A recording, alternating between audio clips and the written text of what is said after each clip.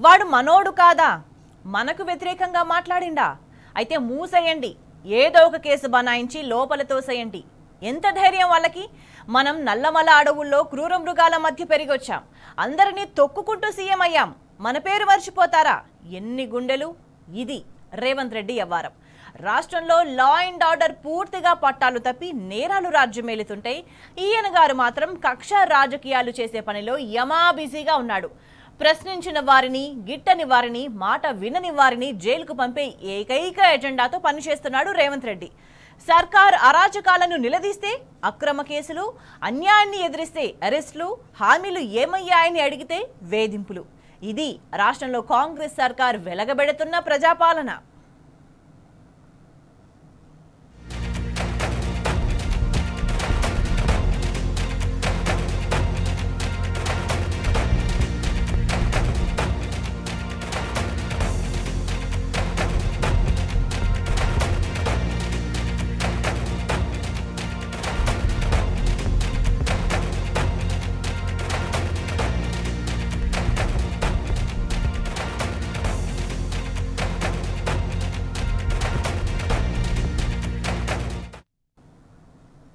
గత 10 ఏళ్లు ఎట్లుండేది తెలంగాణ? నిశ్చలమైన చెరువులా ప్రశాంతంగా కనిపించేది. కాంగ్రెస్ అడుగు పెట్టిందో లేదో సర్వనాశనం. రాష్ట్రంలో ఎప్పుడూ ఏదో కాలజడి. అత్యాచారాలు, హత్యలు, దోపిడీలు, నేరాలు, ఘోరాలు రాజ్యమేలుతున్నాయి. పోలీసులు అధికార పార్టీకి పల్లకీ మోస్తుంటే ఇదే అదనుగా నేరగాళ్లు రెచ్చిపోతున్నారు. గడిచిన ఏడాదిగా రాష్ట్రంలో క్రైమ్ రేట్ విపరీతంగా పెరిగిపోయింది. హైదరాబాద్ నగరం క్రైమ్ క్యాపిటల్గా తయారైంది. ఈ మాట స్వయంగా Hyderabad police commissioner CV Anand చెప్పారు. 2023తో పోలిస్తే 2024లో 41% నేరాలు పెరిగినట్టు పోలీసుల వార్షిక నివేదిక కుండబద్దలు కొట్టింది. గత ఏడాది 25,488 కేసులు నమోదు కాగా ఈ ఏడాది 35,944 కేసులు రిజిస్టర్ అయ్యాయి. అటు సైబర్ నేరాలు కూడా పేట్రేగిపోతున్నాయి. ఈ ఏడాది 4,000 పైచిలకు సైబర్ కేసులు నమోదయ్యాయి. పోలీసులంతా వేడుక చూస్తుంటే సైబర్ నేరగాళ్లు దర్జాగా జనాన్ని బురిడి కొట్టించి 296 కోట్లు కొట్టేశారు. ప్రాపర్టీ క్రైమ్లో మనం చూసుకుంటే ఆస్తికి సంబంధించిన నేరాలు దాంట్లో 67% పెరుగుదల ఉంది. అంటే సింపుల్ థెఫ్ట్స్, టెక్నికల్ డెకాయిటీస్ ఏవైతే ఉన్నాయో నేను వివరాలు తెలియజేస్తాను. కానీ డిటెక్షన్ పర్సంటేజ్ ఏదైతే ఉందో అది 59% ఉంది. గత సంవత్సరం పోల్చుకుంటే అది 67% ఉంది. రికవరీ పర్సంటేజ్ 58% ఉంది. Last year it was 74%. So దీంట్లో murder for gain, dacoity, robbery, snatchings, thefts ఇవన్నిట్లో కూడా మనం పెరుగుదల చూస్తూ ఉన్నాం. దాంట్లో ఎస్పెషలీ రాబరీ కేసెస్లో గణనీయంగా పెరుగుదల ఉంది. ఎందుకంటే మొబైల్ స్నాచింగ్స్ ఇవన్నీ కూడా రాబరీలో దాన్ని నమోదు చేయడం జరిగింది. ఇంకో అంశం సైబర్ క్రైమ్. మనందరూ తెలుసు, కొత్త బెడద, కొత్త ముప్పు ప్రజలకు ఉన్నది సైబర్ క్రైమ్తో. విపరీతంగా డబ్బు పోగొట్టుకుంటున్నారు ప్రజలు. ఎంత చెప్పినా, ఎంత అవేర్నెస్ సెషన్స్ చేసినా ఆ ట్రెండ్ కంటిన్యూ అవుతూ ఉంది. 36 రకాల సైబర్ ఫ్రాడ్స్ మనము ఈ సంవత్సరం చూసాం. ముఖ్యంగా దాంట్లో డిజిటల్ అరెస్ట్ అనేది ఎక్కువ శాతం రిపోర్ట్ అవుతున్నాయి. డిజిటల్ అరెస్ట్లో దాదాపు కోట్ల రూపాయలు పోగొట్టుకుంటున్నారు. ఎటు నుంచి ఏ చైన్ స్నాచర్ వచ్చి మీద పడతాడో తెలీదు. రాత్రిపూట ఏ దొంగల ముఠా ఇంట్లోకి చొరబడుతుందోనన్న భయం. ఏ వైపు నుంచి నేరగాళ్లు విరుచుకు పడతారో అర్థం కాని పరిస్థితి. పోలీసులకు కంప్లైంట్ చేస్తే బెటరా? వద్దులే, మళ్ళీ మనల్నే టార్గెట్ చేసి టార్చర్ పెడతారు. రోజు పోలీస్ స్టేషన్ చుట్టూ తిప్పించుకుంటారు. ఇది రాష్ట్రంలో సామాన్య పౌరుల పరిస్థితి. ప్రముఖులు, సెలబ్రిటీలకే సెక్యూరిటీ దిక్కులేదు. ఇక బడుగు జీవుడి సంగతి సరే సరి. పోలీస్ శాఖపై మొన్నటి వరకు పట్టు సడలకుండా ఉన్న నమ్మకం ఒక్కసారిగా బద్దలైంది. ఖాకీ యూనిఫామ్ మీద ఉన్న గౌరవం క్రమంగా మసకబారుతోంది. పోలీస్ స్టేషన్ మెట్లు ఎక్కాలంటేనే భయపడే పరిస్థితి వచ్చింది.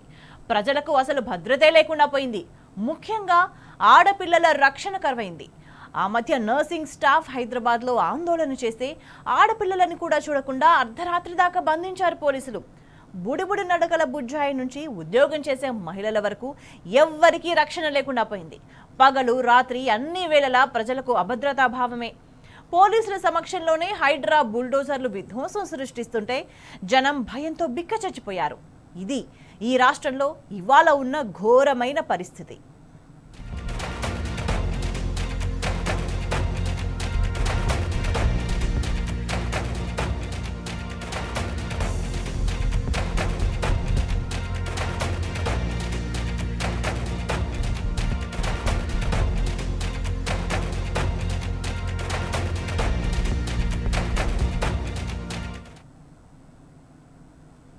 హోంశాఖను తన దగ్గరే పెట్టుకున్న రేవంత్ రెడ్డి చట్టాన్ని తన చుట్టంగా మార్చుకున్నాడు. ప్రతిపక్షాల మీదకు, ప్రజల మీదకు, రైతులపైకి కాకిలను ఉసిగొలుపుతున్నాడు. పాపం పోలీసులు కూడా విధిలేని పరిస్థితుల్లో రేవంత్ చెప్పినట్టలా తలాడిస్తున్నారు. ఫలితంగా శాంతి భద్రతలు ఘోరంగా విఫలమవుతున్నాయి. లా అండ్ ఆర్డర్ పూర్తిగా గాడి తప్పింది. నేరగాళ్లకు పోలీసులంటే భయం లేకుండా పోయింది. నేరాలు విశృంఖలంగా పెరిగిపోతున్నాయి. నిరుడు కంటే క్రైమ్ రికార్డు స్థాయిలో పెరిగింది. ఒక్క CCSలోనే ఈ ఏడాది 248 కేసులు నమోదైతే ప్రజలకు 1000 కోట్ల మేర నష్టం జరిగింది. ఇక ట్రాఫిక్ సంగతి గాల్లో దీపంలా తయారైంది. ట్రాఫిక్ మేనేజ్మెంట్ లేక రోడ్ల మీద నెత్తుటేరులు పారుతున్నాయి. ట్రాఫిక్ పరిధిలో ఈ ఏడాది 48,81,352 చలాన్లు వేశారంటే పరిస్థితి ఎంత దారుణంగా తయారైందో అర్థం చేసుకోవచ్చు. పోలీస్ శాఖలో విధి నిర్వహణలో నిర్లక్ష్యం ఎక్కువైపోయింది. కాకిల మీద అవినీతి ఆరోపణలు పెళ్లుబుకుతున్నాయి. ఏసీబీకి అడ్డంగా దొరికిపోయిన 30 మంది పోలీసు అధికారులపై వేటు పడింది.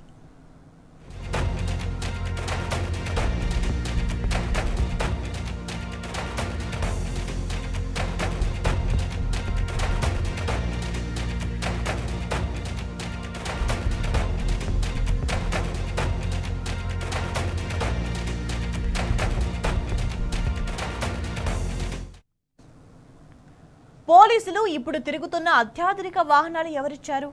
పోలీస్ స్టేషన్లను కార్పొరేట్ ఆఫీసుల్లో అప్గ్రేడ్ చేసింది ఎవరు? పోలీసులకు అత్యాధునిక టెక్నాలజీని సమకూర్చింది ఎవరు? దేశంలోనే ఎక్కడా లేని విధంగా కమాండ్ అండ్ కంట్రోల్ సెంటర్ కట్టింది ఎవరు? గత బీఆర్ఎస్ ప్రభుత్వం తెలంగాణ పోలీసులను దేశానికి ఆదర్శంగా నిలిపితే కాంగ్రెస్ వచ్చి ఒక్క ఏడాదిలోనే పోలీస్ శాఖను భ్రష్టు పట్టించింది. పోలీసులంటే ప్రజలకు నమ్మకం పోయింది. ఏ సెక్షన్లు బనాయించాలో గాంధీ భవన్ నుంచే ఆర్డర్లు వస్తుంటే ఇక పోలీస్ శాఖలో విశ్వసనీయత ఏముంటుంది? అందుకే కంప్లైంట్ ఇవ్వడానికి జనం జంకుతున్నారు. ఎందుకొచ్చిన గొడవలే అని సర్ది చెప్పుకుంటున్నారు. మారుమూల గ్రామాల్లో కూడా సేమ్ సీన్ కనిపిస్తోంది.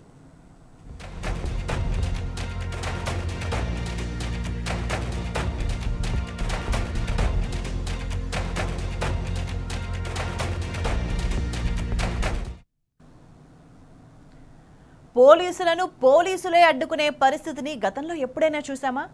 కడుపు మండిన కొందరు పోలీసులు ఉద్యమం చేస్తే డ్యూటీలో ఉన్న పోలీసులు తమ సహచరులనే అడ్డుకున్నారు. అంతేకాదు పోలీస్ కానిస్టేబుళ్ల భార్యలు చంటి బిడ్డలను ఎత్తుకొని సచివాలయం ముందు ధర్నాలు చేపట్టారు. మేం మనుషులం కాదా, మాకు కుటుంబాలు ఉండవా అంటూ రేవంత్ సర్కార్పై నిప్పులు చెరిగారు. చివరకు పోలీసు కానిస్టేబుళ్ల భార్యలపై లాఠీలు చులిపించే స్థాయికి దిగజారింది ఈ ప్రభుత్వం. పోలీసులకు రావాల్సిన డిఏలు బకాయిలు చెల్లించకుండా వేధిస్తున్నారు. హోంగార్డుల పరిస్థితి ఇంకా దారుణం. ఇన్ని సమస్యల మధ్య వాళ్ళేం డ్యూటీ చేస్తారు? రేవంత్ సర్కార్కు ఆ మాత్రం సోయి లేదా?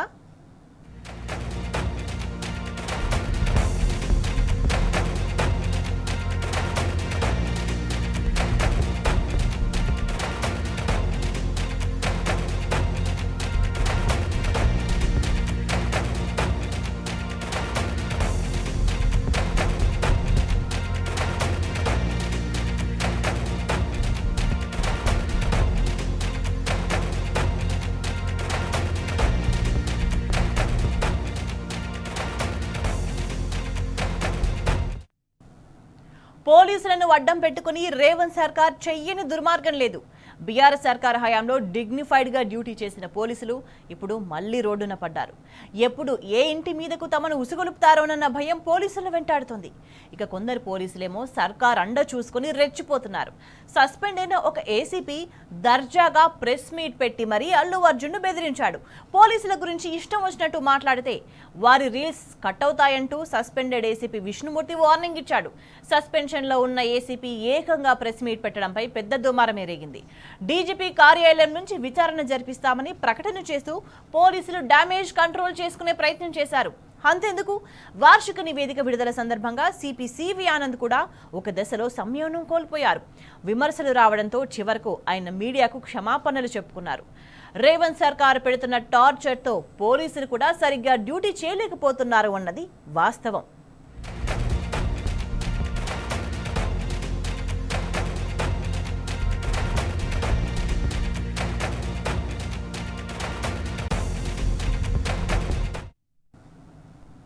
ఇక రేవంత్ సర్కార్ పనితీరుపై మాజీ మంత్రి ఎమ్మెల్యే హరీష్ రావు నిప్పులు చెరిగారు. రాష్ట్రంలో క్రైమ్ రేట్ పెరిగి రికవరీ రేట్ తగ్గిందని విమర్శించారు. ఒక్క హైదరాబాద్ నగరంలోనే గత ఏడాది 42% నేరాలు పెరిగాయని చెప్పారు. శాంతి భద్రతలను అమలు చేయడంలో కాంగ్రెస్ సర్కార్ ఘోరంగా ఫెయిల్ అయిందన్నారు హరీష్ రావు. పాలసీలేవి అని అడిగితే పోలీసు వాళ్ళని ఇంటికి పంపుతాడు.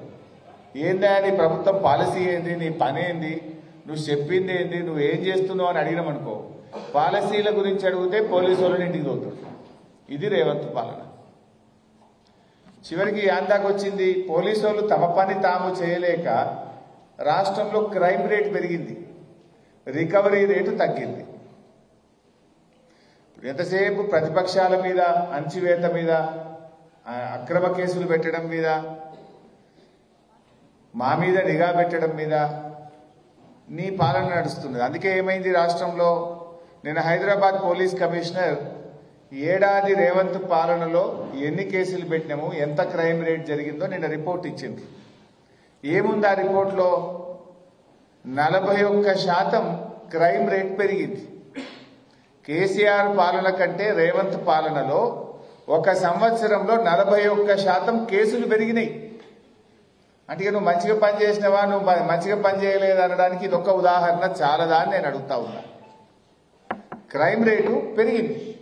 గతంలో కేసీఆర్ గారు ఉన్నప్పుడు ఏడాది కాలంలో 25,000 కేసులైతే రేవంత్ పాలనలో 35,000 కేసులైనాయి. 10,000 కేసులు ఒక హైదరాబాద్ నగరంలో పెరిగినాయి. కేసులు అంటే మర్డర్లు, రేపులు, చైన్ స్నాచింగ్, రాబరీసు, దొంగతనాలు, రకరకాల కేసులు, ల్యాండ్ కేసులు, 10,000 కేసులు పెరిగినాయి అంటేనే నీ పాలన ఎంత చెత్తగున్నదో అర్థమవుతుంది కదా. నువ్వు నీ పరిపాలనలో నువ్వు ఫెయిల్ అయిపోయినావని అర్థమవుతుంది కదా. హోమ్ మినిస్టరు నువ్వే, ముఖ్యమంత్రివి నువ్వే. హోమ్ మినిస్టర్గా నువ్వు ఫెయిల్, ముఖ్యమంత్రిగా లా అండ్ ఆర్డర్ నిర్వహణలో నువ్వు ఫెయిల్. ఈ రాష్ట్రంలో నీ ఏడాది పాలనలో 9 మత కలహాల ఇన్సిడెంట్స్ జరిగినాయి. 9 మత కలహాలు జరిగినాయి. శాంతి లేదు, భద్రత లేకుండా పోయింది. పౌరులకు భద్రత లేదు, రాష్ట్రంలో శాంతి లేదు. ఒకవైపు లా అండ్ ఆర్డర్ లేక రాష్ట్రం అల్లాడిపోతుంటే సీఎం రేవంత్ మాత్రం అసెంబ్లీ సాక్షిగా అబద్ధాలు చెప్పాడు. ఇష్యూలన్నీ సైడ్ ట్రాక్ చేశాడు. సంబంధం లేని విషయాలు, కోర్టు పరిధిలో ఉన్న అంశాలను సభలో ప్రస్తావించాడు. రాష్ట్రంలో అసలు సమస్యలే లేనట్టు, ప్రజలంతా సుభిక్షంగా వర్ధిల్లుతున్నట్టు ఆ ఒక్క అంశాన్నే పట్టుకొని వేలాడుతున్నాడు రేవంత్. నిన్న అల్లు అర్జున్ ఇంటి మీద దాడి చేసింది రేవంత్ అనుచరులేనట. ఇదేనా రేవంత్ చెప్పిన ప్రజాపాలన? ఇదేనా ఇందిరమ్మ రాజ్యం? జనాన్ని పీక్కు తినడానికేనా మీకు ఓట్లేసింది? రాష్ట్రాన్ని నాశనం చేయడానికేనా మిమ్మల్ని అధికార పీఠం ఎక్కించింది? ప్రజల ప్రశ్నలకు జవాబు చెప్పు మిస్టర్ రేవంత్.